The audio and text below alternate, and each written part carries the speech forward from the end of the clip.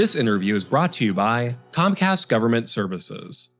Find out how Comcast Government Services is providing solutions to the federal government that enable mission-critical network transformation designed to scale with evolving needs. Visit comcastbusiness.com/fedgov to learn more. Hi, I'm Jordan McDonald with GovCIO Media and Research, and today we're in Baltimore for AFCEA TechNet Cyber. I'm here with George Lamb, the Director of Cloud and Software Modernization at the DoD CIO's office. Welcome to the show, George. Thank you, Jordan. Pleased to be here. It's exciting to be in Baltimore for TechNet. Well, George, you have a really unique role within the DoD CIO office as the Director of Cloud and Software Modernization. Could you sort of give me an understanding of why software modernization is so important to the DoD? Yeah, the way I think about this, if you go back a couple of years, sort of the seminal events in the department, one was the DIB swap report, Defense Industrial Base.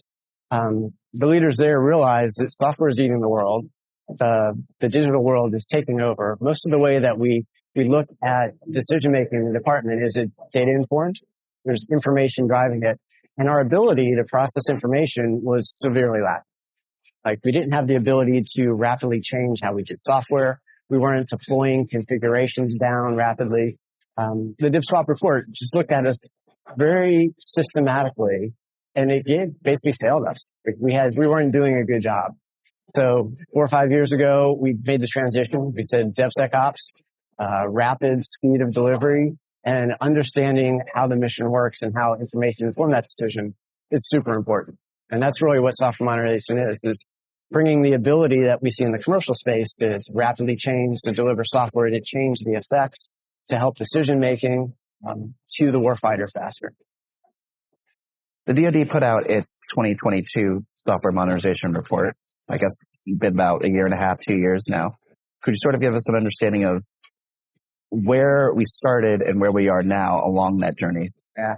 So that was the first strategy, software modernization strategy. I go back to the DIB swap report, which gave us the need for action. And during that policy time between the modernization strategy and where we are today, we've done a lot of guidelines, a lot of guidance, a lot of architectural references.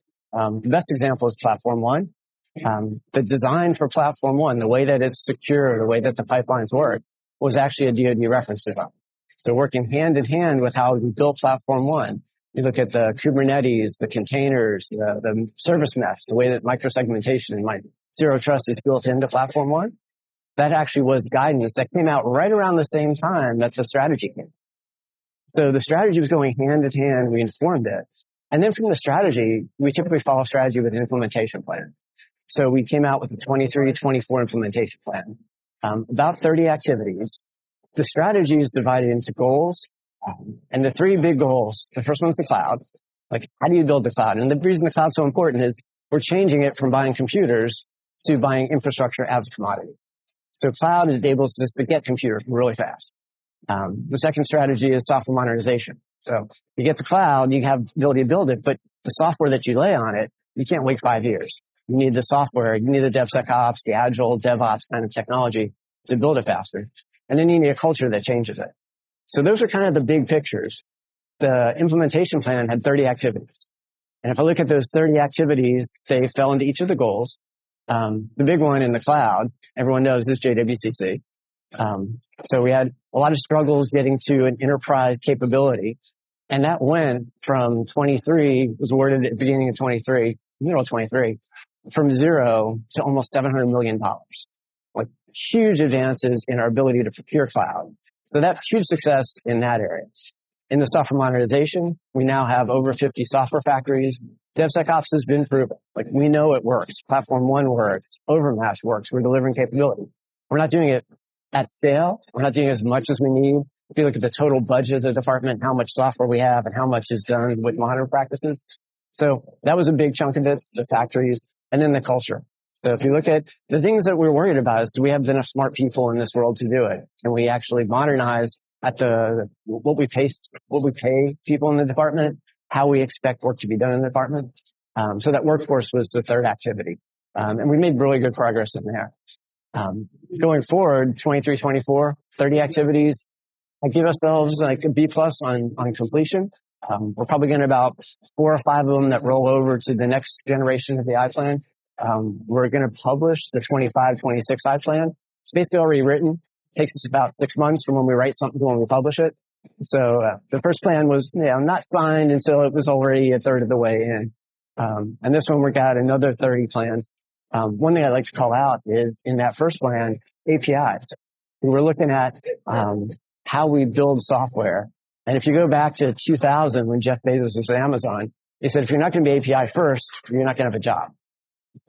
Took us a while, but we're getting to that point where APIs and the ability to build smaller pieces of software, link them together, discover them, scale them. If people are using them, scale them big. If they're not using them, shut them down. So that nimble, agile capability that's typical across all commercial, that's now in policy for what we're doing in the software. So some huge successes. Absolutely.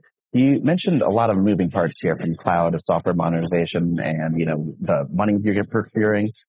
What are some of the challenges that have arisen over the past couple of years, and how are you tackling them? Yeah, and challenges are really opportunities. One of the things I'd like to sort of point out is that today, US Beaver has announced Fulcrum, which is the digital modernization strategy. And there's lots of strategy challenges there. In the software modernization space, the hardest challenge that I'm seeing right now, so there's 2 of them. One is the scale. Right? We've got some brilliant people that can do things in small scale, but to translate to the department is proving very difficult. Legacy programs, they've got tons of mainframes still in the department. We've got programs written in COBOL we're trying to transfer to modern. They're really hard. So we're putting a focus on the new I-Plan to build a legacy team and go after this. We've been trying on the edges. We haven't given it a full court press. Another challenge is in the cybersecurity space. We've heard of zero trust. Inside the software space, what we're looking more is at ATO and transitioning to continuous ATO. So that's fitting within the zero trust rubric is how we protect the supply chain. It's been really hard to convince people that we have to take that step. We have to be a more risk tolerant. We have to understand that CATO is positive. It's work. But to get the approvals to move CATO forward has been really a challenge. I think the cyber world has been so protective, so afraid of making a mistake, that they've really said no to a lot of things. And getting that mindset change in the cyber world from saying, no, it's too risky, to yes, and do it safely. You mentioned being risk tolerant. How does that square with the department's, stance on being also a zero trust organization, making sure that we always never trust, always verify, things like that? Yeah. Zero trust is a great model. When I was at VMware, we were doing zero trust inside applications. We kind of invented the concept of microsegmentation. So when I think zero trust, I'm like, how do applications talk to each other? Is there ways that you can prevent applications from talking that shouldn't? So you can build it into the technology. But when you go to the full zero trust architecture with the 7 pillars, things like identity and things like authorization and data protection and data tagging, they're really hard. They go beyond technical issues. The identity is, both you need an identity management system, but then you need to understand how that's used. You need the ability to bring in new people, take out people. The whole flow of how that cyber fits together is really one of the big areas that I see we're struggling with. Absolutely. And understanding that within the past month, the department put out its zero trust overlays. How does that tie into the larger strategy around zero trust? Yeah. So to move fast, we want to have zero trust baked in. Right? You don't want to go to every system and then zero trust certify it. Really what you want to do is go to the cloud and go to a secure cloud and have zero trust baked in. So it's just it's an inherent part of everything we do. So the overlays are given the ability to quickly determine that 70% to 90% of the controls are in place and they're there so we can be confident as we operate that machines checked it, the systems checked it, we're using the best practices, and we don't have to go in and manually check everything because that's going to slow us down. The manual checks are just killing us. The ATOs where we're doing paper checks, that's killing us. We need to have systems configured as software, deployed as software, verified as software, and then we don't have to check it because it's correct. Yeah. So we're hearing a lot throughout the conference about creating a better experience for the warfighter. I know that's a very nebulous topic, but what does that mean within your office? What are some of the components that contribute towards making the experience of the warfighter better across the board? Yeah. When I tell people, like, I'm from the Cloud and Software Modernization Directorate, like, that's a big deal. And the first thing that when I look at how we do our business from so effectively, we're a transformation organization, right? We have cloud and software, but the principle we're really trying to do is transform from a legacy mode of developing software to a more modern mode. The way that we divide the team is we do three things. They're pretty simple. First thing we do is policy. It's like we'll do guidance and policy, and we'll put down procedures that show what we want done and why it's important. And as Ms. Beaver said this morning, we're not going to show how to do it. We're going to set the policy and the guidance down so things get done. The second we do is technology. And it's kind of strange for a CIO organization way up at the high strategy level to do technology, but where there's gaps in what's out there in the field. The best example right now is the Oconus Cloud, the commercial software that's out in the field. And my team in the office is actually leading the deployment of technology. And we do that because we have to know how it works, what it does before we write policy. Like uninformed policy doesn't help anybody. And then the third thing we do, and this is like one of the most fun things we do, but we do communications. Same as you do with communication, do talk to people.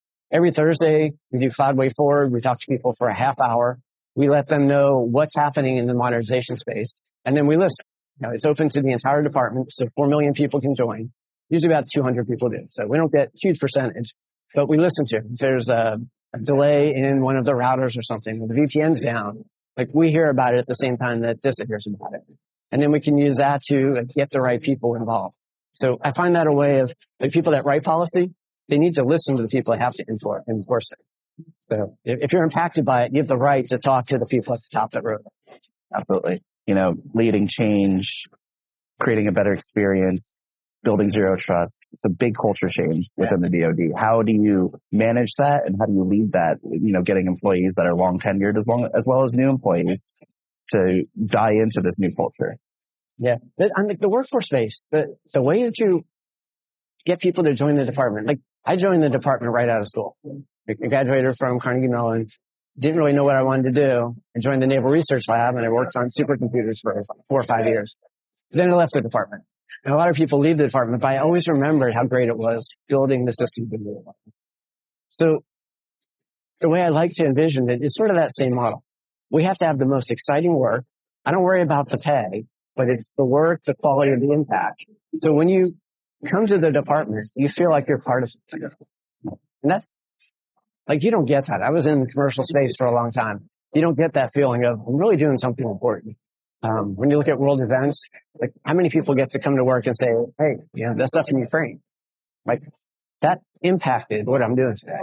And, you know, maybe in a small way, we're contributing to, like, defending some of these systems that have. So it's pretty cool, the mission and the values. And you also have to combine that with, like, really cool technology, right? When we're doing the software factories, they're doing cutting edge Kubernetes. We're going beyond Kubernetes and using Lambdas and zero trust. So taking the further stuff out that's really cool, getting people in the department exposed to that, contributing back. Even some of, like, the social communications platforms and Mattermost. It's open source. We have people in the department contributing back to open source. So if you show that we can do it, we have the capability and the smarts, and then, you know, people see that and they come here. They may not stay forever, but they'll come back because it's so rewarding. Well, George, thank you so much for joining us. That was really insightful. Thanks. This interview is also brought to you by Fortinet Federal. How can your agency improve network visibility, control, and cyber defense? With advanced technology and expert support from Fortinet Federal.